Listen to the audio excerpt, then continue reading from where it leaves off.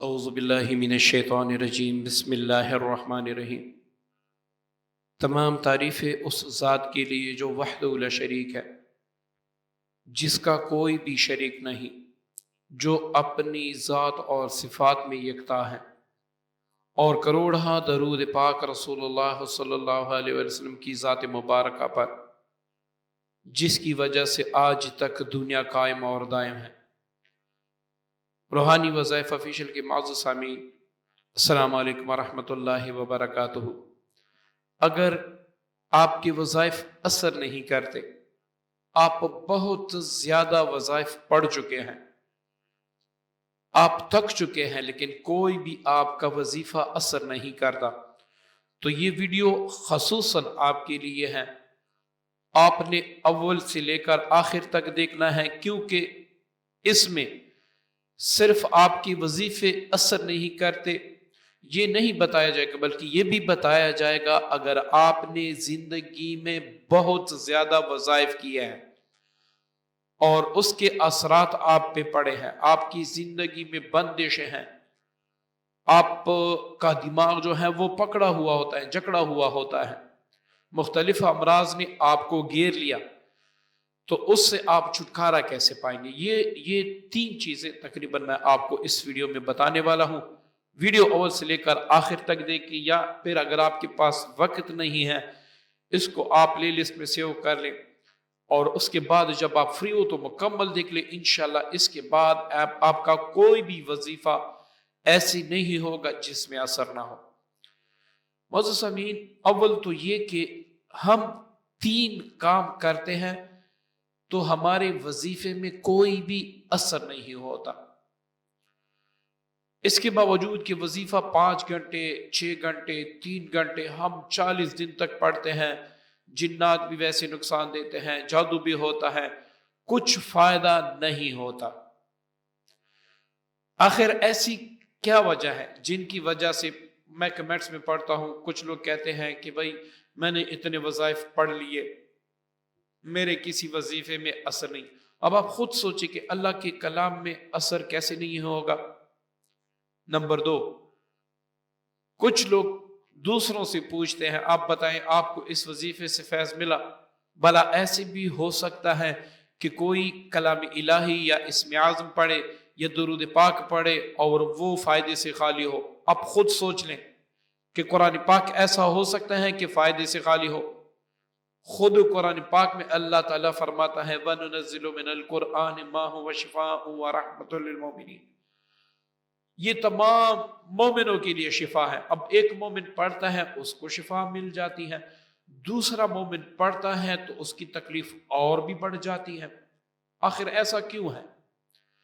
دوسری بات، کوئی شخص اسم اعظم پڑھتا ہے، اللہ تعالیٰ کا کوئی اسم پڑھتا ہے، یہ ایک بات یاد رکھیں، اللہ تعالیٰ کا جو بھی اسم، جس کا جو بھی مطلب ہو، اگر آپ وہ چلتے پھرتے اٹھتے بیٹھتے پڑھتے ہیں تو اس کے جو خواص ہیں وہ آپ کے اندر پیدا ہو جاتے ہیں، اور اس کی جو خصوصیت ہے وہ آپ کو حاصل ہو جاتی۔ مطلب یا ودود، محبت کرنے والا، یہ آپ پڑھتے ہیں تو آپ کے ساتھ لوگ خود بخود محبت کرنے لگ جائیں گے۔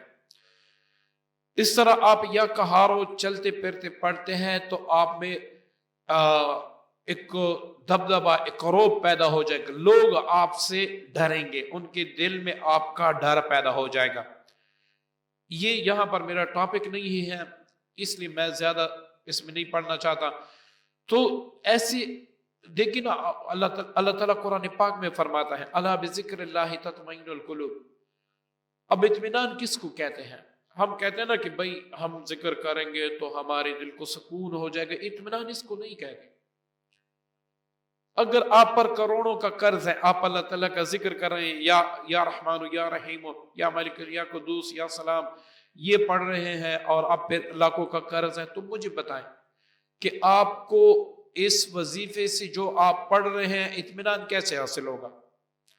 آپ بیمار ہیں، آپ کو کینسر ہے، آپ کو کوئی ایسا مرض ہے جس کی وجہ سے آپ پریشان، جنات ہیں، بندش ہے، کاروباری بندش ہے، رشتے نہیں ہو رہے، کچھ بھی ہے، اب آپ ذکر کر رہے ہیں یا اللہ یا رحمان یا رحیم، یا اللہ یا رحمان یا رحیم، تو اطمینان آپ کو کیسے حاصل ہوگا جب تک آپ کا وہ مسئلہ حل نہ ہو، جب تک اس بیماری سے آپ کو شفا نہ ہو؟ یہ اب اپنے ذہن میں رکھیں۔ اللہ تعالیٰ خود فرماتا ہے الا بذکر اللہ تطمئن القلوب، بے شک میرے ذکر میں ہی قلوب کا اطمینان ہے، قلب کا اطمینان ہے۔ اب یہاں سمجھے، اللہ تعالیٰ فرماتا ہے کہ میرے بندے، اگر آپ پہ کروڑوں کا قرض ہے، آپ اس کی وجہ سے پریشان ہیں، آپ میرا ایک نام، مطلب آپ ایک اللہ کا نام، اسم اعظم جیسے اللہ، الرحمن، الرحیم، یا قرآن پاک کی کوئی آیت وہ پڑھنا آپ شروع کر دیں، تو اللہ تعالیٰ پہلے آپ کا قرض ادا کر دے گا، اس کے بعد آپ کو اطمینان دے گا۔ آپ کا قرض ہو جائے، آٹومیٹکلی آپ کے دل کو اطمینان آ جائے گا، سکون آ جائے گا۔ ورنہ قرض کی وجہ سے انسان کو راتوں کو نیند بھی نہیں آتی، دن کو سکون بھی نہیں ہوتا۔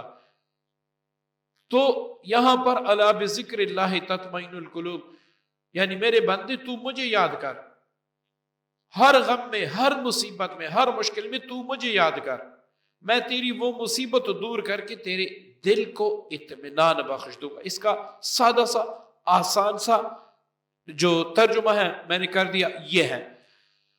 اب وہ کون سے کام ہے جس کی وجہ سے ہماری دعائیں قبول نہیں ہوتی، ہمارے وظائف میں اثر نہیں ہوتا، اور ہم جتنے بھی وظائف پڑھتے ہیں اس سے الٹا ہمیں نقصان ہوتا ہے؟ نقصان کیسے ہوتا ہے؟ اب کوئی کہے گا کہ بھائی اللہ تعالیٰ کا اسم مبارک ہے، اللہ تعالیٰ کا کلام پاک ہے، اس سے نقصان کیسے ہوگا؟ ہوتا ہے، بالکل ہوتا ہے۔ میں حدیث سے ثابت کر دیتا ہوں۔ ایک بندہ ہے، اس کے پاس شہد کی 8 بوتلیں ہیں، اس نے کہیں پر جا کے پڑھا کہ حدیث مبارکہ ہے جس کا مفہوم ہے کہ شہد میں شفا ہے، اب اس نے 8 بوتلیں مکمل پی لی۔ اب خود بتائیں کہ وہ بندہ زندہ رہ سکتا ہے؟ کبھی بھی نہیں۔ وہ 2 بوتلیں پیے گا تو انشاءاللہ اس کا کام تمام ہو جائے گا۔ کیوں؟ شہد میں اللہ تعالیٰ نے طاقت رکھی ہے۔ اس کا یہ مطلب نہیں ہے کہ آپ بس 7-8 بوتلیں پی لیں، آپ نے حدیث پڑھا اب 7-8 بوتلیں آپ پی لیں، اس کا یہ مطلب نہیں ہے۔ اس کا مطلب ہے کہ جو اس کا کوانٹٹی جو مقرر ہے وہ آپ پیئیں تو آپ کو فائدہ ہوگا، زیادہ آپ پیئیں گے تو نقصان ہوگا۔ تو اس طرح ایک آیت آپ بار بار پڑھتے ہیں اور اتنا پڑھتے ہیں کہ بھائی انتہائی نہیں ہے، آپ نے اس کا کوئی لیمٹ ہی نہیں رکھا، تو اس طرح آپ کو نقصان ہوگا، فائدہ نہیں ہوگا۔ تو آئے چلتے ہیں، سیکھتے ہیں وہ 3 کام کون سے ہیں۔ اول، اگر آپ حرام کھاتے ہیں، مطلب آپ، ایک تو ہوتا ہے نا بندہ حرام کھاتا ہے لیکن اس کے بعد توبہ کر لیتا ہے، لیکن ایک بندہ ہے وہ حرام بھی کھاتا ہے، اس کو پتہ بھی ہے کہ یہ حرام ہے۔ ایک تو یہ ہوتا ہے پتہ نہیں ہوتا، کسی نے آپ کو پیسے دیے، آپ کو پتہ نہیں ہے کہ حرام ہے، لیکن یہ ایک خود کمانے والا دھوکہ دہی سے، مطلب وہ کسی کو کہہ دیتا ہے کہ بھائی یہ جو کلو ہے نا یہ 50 روپے کا کلو ہے، اور اس میں وہ ٹماٹر گلے سڑے دے رہے، تو یہ دھوکہ ہے۔ تو یہ دھوکے سے کمائی گئی دولت یہ حرام ہی ہوتی ہے۔ آپ حرام کرتے ہیں اور اس پہ آپ کو فخر بھی ہے، مطلب گناہ بھی محسوس نہیں ہوتا، تو اگر آپ ایسا کام کرتے ہیں تو آپ کے کسی وظیفے میں اثر نہیں ہوگا، آپ وظائف نہ پڑھیں، نہ ہی وظائف سے آپ کو کوئی فائدہ ہونے والا۔ کیوں؟ یہ ہم قرآن سے پوچھ لیتے ہیں، ہم قرآن پاک سے پوچھ لیتے ہیں کہ قرآن ہمیں بتا، ہم حرام کھاتے ہیں تو ہمارے وظائف میں اثر کیوں نہیں ہوتا؟ ہم کسی چیز کے لیے وظیفہ پڑھتے ہیں اس میں اثر کیوں نہیں ہوتا؟ تو قرآن پاک فرماتا ہے وَمَنْ أَرَدَ عَنْ ذِكْرِ فَإِنَّ لَهُ مَعِيشَةً ضَنْكَ، اگر آپ میرے ذکر سے منہ موڑیں گے، میرے حکم سے منہ موڑیں گے، تو دنیا کی معیشت، زندگی، چین سکون میں آپ پہ تنگ کر دوں گا۔ اب قرآن کا اٹل فیصلہ ہے، آپ حرام بھی کرتے ہیں اور اسی قرآن سے، جس قرآن کے واضح الفاظ ہیں، اسی قرآن سے آپ شفا بھی چاہتے ہیں، تو ایسا کبھی ممکن بھی نہیں ہے۔ دوسرا کام جو اکثر ہم کرتے ہیں، ہم اس کا کوئی بھی لمٹ نہیں رکھتے، ہمیں احساس ہی نہیں ہوتا ہم یہ گناہ کرتے ہیں۔ کبھی احساس ہوتا ہی نہیں ہے کہ ہم گناہ کرتے ہیں۔ وہ دو کام ہیں جس کی وجہ سے ہمارے منہ غلاظت سے بھر جاتے ہیں، ہمارے کسی وظیفے میں بھی اثر نہیں ہوتا، اور یہ ایسا گناہ ہے کہ توبہ سے بھی معاف نہیں ہوتا۔ اگر آپ کروڑ مرتبہ توبہ بھی کریں گے، استغفار بھی کریں گے، لیکن یہ آپ کا گناہ معاف نہیں ہوگا جب تک ایک شرط آپ پورا نہیں کریں گے۔ وہ گناہ ہے غیبت۔ غیبت اتنی بڑی گناہ ہے، پہلے جو اولیاء ہوتے تھے دور سے ان کو غیبت کی بو آ جاتی تھی۔ آج آپ دیکھیں ہم غیبت کتنی کرتے ہیں، پھر ہم دوسروں سے پوچھتے ہیں بھائی اس وظیفے سے آپ کو کوئی فائدہ ہوا، کسی کو فائدہ ہوا؟ یہ نہیں دیکھتے کہ بھائی یہ قرآن ہے، قرآن سے کیسے کسی کو فائدہ نہیں ہوگا؟ بھلا قرآن سے بھی کسی کو فائدہ نہیں ہوگا؟ ہم خود پڑھتے ہیں، ہمیں فائدہ ہوتا ہے، لاکھوں انسانوں کو میں نے پڑھ کر سنایا، ان کو بھی فائدہ ہوا ہے، لاکھوں لوگوں سے پڑھوایا، ان کو بھی فائدہ ہوا، آپ کو نہیں ہو رہا تو یہ قرآن پاک میں شک نہیں ہے، وظیفے میں شک نہیں ہے، بلکہ آپ میں کچھ ایسے کام ہیں جو آدمی بے دھڑک روزانہ کی بنا پر غیبت کرتا رہتا ہے، اس کو احساس ہی نہیں ہوتا۔ تو ایسے بندے کے وظائف پڑھنا یہ فضول ہے، وہ وظائف نہ پڑھے، پہلے اللہ تعالیٰ کی طرف رجوع کریں، اس کے بعد جس کی غیبت کی ہے ان سے معافی مانگے، کیونکہ غیبت ایک ایسی گناہ ہے، ایک ایسا گناہ ہے جس کا توبہ تب قبول ہوتا ہے جب آپ اس شخص کے پاس جا کر اس سے اپنا حق بخشوا دیں۔ جب تک آپ ایسا نہیں کرتے تو آپ کا جو ہے نا گناہ معاف نہیں ہوتا۔ اور غیبت کس کو کہتے ہیں؟ ہم کہتے ہیں بھئی یہ تو میں ان کے سامنے بھی کہہ سکتا ہوں، یہ بات تو میں اس کے سامنے بھی کر سکتا ہوں، تو ایسی نہیں ہے۔ کسی کے سامنے آپ کریں، کسی کے پیٹھ پیچھے آپ کریں، غیبت غیبت ہے۔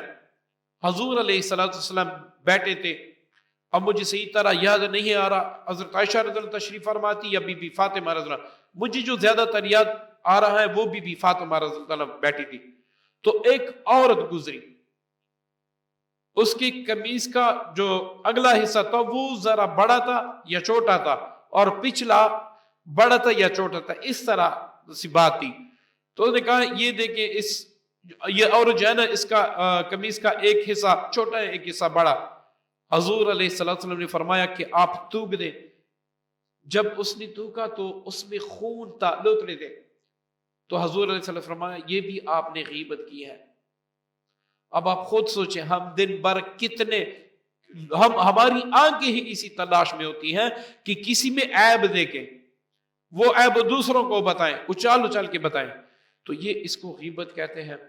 یہ غیبت ہے جب تک اس شخص میں کوئی ایسی کام نہ ہو اس کو اچال اچال کے کہنا، یہ غیبت ہے۔ اس کی وجہ سے آپ کے وظائف میں اثر نہیں ہوتا۔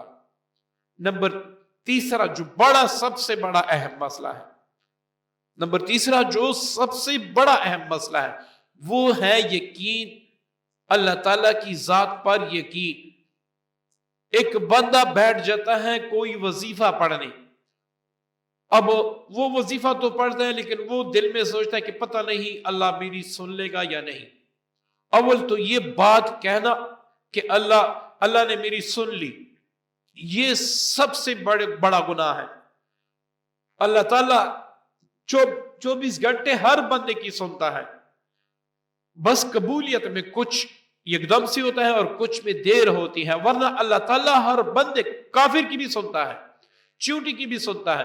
تو یہ کہنا کہ شکر ہے اللہ نے میری سن لی، اس کا مطلب ہے کہ پہلے جو میں اللہ کو پکار رہا تھا وہ میرا اللہ نہیں سن رہا تھا، تو یہ کہنا بھی کفر ہے۔ آپ ایسے نہ کہیں، اللہ ہر وقت سنتا ہے، بس قبولیت کی کچھ گھڑیاں ہوتی ہیں، کبھی کبھار اسی وقت قبول کر دیتے ہیں، لیکن جو چیز آپ مانگتے ہیں ذرا دیر سے دیتے ہیں، اس میں اللہ تعالیٰ کی اپنی حکمت ہوتی ہے۔ تو یہ کام یقین، آپ ایک وظیفہ پڑھنے بیٹھ گئے، اب آپ کو یقین ہی نہیں ہے اللہ تعالیٰ کی ذات پر، قرآن پاک پر، آپ اس کو پڑھ رہے ہیں تو اس سے آپ کو فائدہ نہیں نقصان ہوگا، کیونکہ ایک مسئلہ میں آپ کو سمجھا دوں۔ نماز ہے دو قسم کی، ایک نماز ہے اللہ جب انسان پڑھتا ہے تو وہ اللہ تعالیٰ کی قریب ہو جاتا ہے، اور ایک نماز ہے جو انسان پڑھتا ہے تو وہ انسان اللہ تعالیٰ سے نماز کے ذریعے اور بھی دور ہو جاتا ہے۔ اب آپ حیران ہوں گے کہ بھائی نماز ہے، نماز تو فرض ہے، اس کے ذریعے سے تو انسان اللہ تعالیٰ کا قرب حاصل کرتا ہے۔ تو آپ اچھی طریقے سے اپنے ذہن میں رکھیں، جس نماز میں خشوع و خضوع ہو وہ نماز اللہ تعالیٰ کی قرب کا ذریعہ بنتی ہے، اور جس میں نہ رکوع ہو نہ سجدہ ہو، مطلب آپ جلدی جلدی پڑھتے ہیں، تو یہ نماز اللہ تعالیٰ سے انسان کو دور کر دیتی ہے۔ اسی طرح وظائف کا بھی ہے، جب آپ یقین کامل کے ساتھ، خالص تصور کے ساتھ ٹہر ٹہر کے کوئی وظیفہ پڑھتے ہیں تو ایسا کوئی بھی وظیفہ نہیں ہے جس میں اثر نہ ہو۔ جب آپ تعداد پوری کرتے ہیں آپ کو بے چینی ہوتی ہے کہ کب تعداد پوری ہوگی، کیسے ہوگی، ساری عمر آپ وظائف پڑھتے رہے، آپ کی کسی بھی وظیفے میں اثر نہیں ہوگا۔